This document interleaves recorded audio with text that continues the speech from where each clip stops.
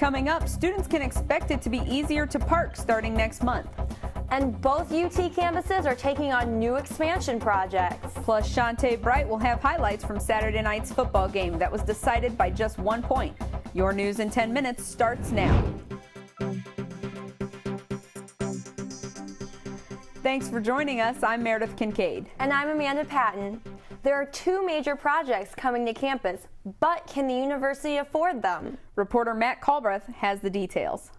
The UT Board of Trustees has approved 2 new capital improvement projects. First, a $7 million renovation to the Health Science Campus's intensive care unit. Second, a $9 million technology upgrade. $7 million of that also goes towards the Health Science Campus in an effort to digitize their records. So it allows us to move x-rays, medical records, transcribe medical records, do medical cardiology images, move them around the campus and even off campus electronically. The other $2 million of the technology upgrade is slated to expand wireless internet across the main campus. Currently, 2/3 of the buildings on Bancroft do not have Wi-Fi access, and that includes most of the residence halls. These projects come on top of 2 more capital improvement projects already in the works: the Pharmacy Center on the Health Science Campus and the Indoor Athletic Practice Facility. All in all, these projects will cost over $50 million. But is it wise to spend the money? With the economy in its current downturn and the university losing $700,000 of state funds, budgets all across campus are tightening up. I asked Scott Scarborough if the investments were sound. Yeah, I think this is actually an important time because we're trying to implement our new strategic plan. A lot of these projects are instrumental in moving forward. If we're successful, if we fund the right projects, it makes us both stronger operationally than converts into a position where we can become stronger financially. For UT 10 News, I'm Matt Culbreth. Thanks, Matt. Rocket football will be without co-captain Sean Williamson for the rest of the season. On Friday, head coach Tom Amstutz announced that the senior defensive lineman is suspended for the rest of the season due to a violation of team rules. Williamson started all 7 games this season as defensive tackle. For the team, this means adjusting. We're just going to have to persevere and come through this and come together as a team and hopefully to turn the season around. Our players are resilient, they're tough, and if ever a player is out or goes down, we always ask the next player to step up and play big. Williamson played in 42 games in 5 seasons, 35 of which he started. UT is taking a special interest in the history of disabilities. The display is located in the Kennedy Center on the 5th floor of the Carlson Library. The exhibit, entitled From Institutions to Independence, gives an in-depth look at disabilities in the Northwest region. It features written documents, artifacts, and pictures that have been collected over the last 5 years. Archivist Barbara Floyd sees the benefit in this knowledge. We know about our founding fathers, we know about World War I, World War II, and the Civil War. If we're women, we know about the struggle for women to gain the right to vote. If we're African American, we know about the civil rights movement and the struggles there. But for people with disabilities, there really is no historical consciousness. The display can be seen until February 27th. A new device may help students save time when it comes to parking. UT is in the process of installing car counters in the west and east parking garages. Installation began over fall break to avoid upsetting traffic flow. This $45,000 system uses sensors to count cars coming in and out of the garages. The counters at the entrances will show approaching drivers how many parking spots are available. UT-PD Administrative Services Manager Yarko Cook says the devices should be working by November. Thanks, Amanda. Now let's move on to weather, see what's headed our way. It's going to be a windy Wednesday, causing it to feel like it's only 30 degrees out. Whew. But Thursday and Friday, we're going to move back into the 60s, and that'll be a nice little break. Before we get to Saturday, where it's going to be a cold night, a low of only 29 degrees. 29 degrees? That is chilly. That's going to be rough. But I'm sure the UT Hockey Club doesn't mind the weather. Probably not. Coming up, we'll see how they fared on the ice Saturday night.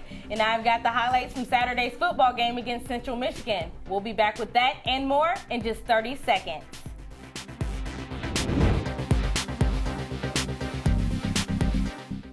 When seeking medical care, patients and their families should feel respect and compassion from their physician and hospital. At UT Medical Center, we believe in practicing university quality care.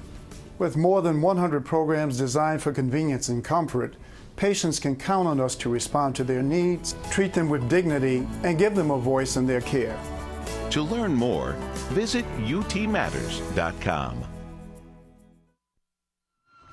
Rockets looking for a win against Central Michigan after suffering a big loss last week. In the first quarter, the team making big stop against the Chippewas. It's Marshawn Pettis with the tackle. Kicker Alex Steigerwald scoring not one but two field goals in the first quarter. Opelt pass to Kenny Stafford. A Rocket first down. Will he get it?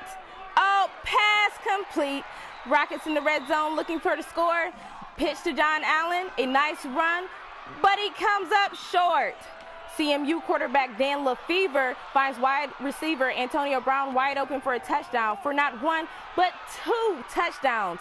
Rockets answer when Juan Collins fights his way in for a 5-yard touchdown. Rockets driving again. Opel connects this 35-yarder to Nick Moore, who reaches for the end zone, and he scores. But the Rockets would fall short, losing 23-24. From one hard-hitting sport to the next, the UT club hockey team was in action Saturday night. The team took on Northwestern when they could ready for a win. Brian Babbitt makes a nice move with the puck, getting it by Northwestern's goalie. UT's Joey Capacino tries to block the puck, but a push by Northwestern's BJ Stone, and UT ends up scoring for their opponent. It didn't matter, though. The Rockets skate through Northwestern. They win 9-4. The UT women's soccer team won their home finale on Sunday, beating Kent State 3-2. That win gives the Rockets their first ever MAC regular season title and the #1 seed in the MAC tournament. Great job, Lady Rockets. Well, it's good that the ladies were able to bring home the gold. That is really impressive. Good job, ladies. We'll be back in a moment with more UT 10 news.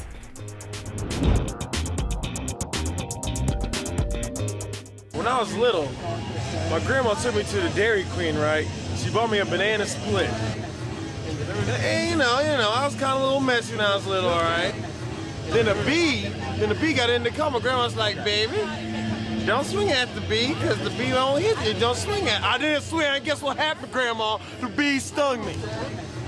I swing at bees because they'll sting you anyway, because they're ruthless and they have no soul.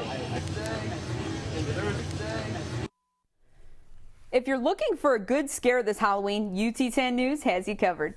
We went to some of the best haunted houses in the region, and these are our recommendations. We started at a local haunted house located at the fairgrounds here in Toledo. Terror Town is only a few minutes from UT, and it's in its 12th year of operation.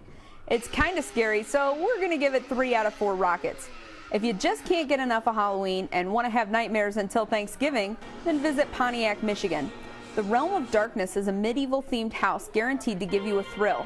This half-hour-long haunt received 3 out of 4 rockets. Just down the road is Erebus. It's the Guinness Book of World Records' largest walk-through haunted house and the scariest of our stops. 4 stories of heart-pounding thrills will leave you screaming all the way back to Toledo. We give it a full 4 out of 4 rockets. With Halloween only a few days away, these haunted houses will be open through the weekend. Sounds scary. It was. That's it for UT 10 News. If you have any stories or information you would like to share with us, please email us at ut10news@gmail.com. And remember, you can also watch our newscast on YouTube, where you can get caught up on all of your campus news whenever you want. For Meredith, Kincaid, and Shantae Bright, and all of our crew, have a great week and stay tuned for more news from the UT campus.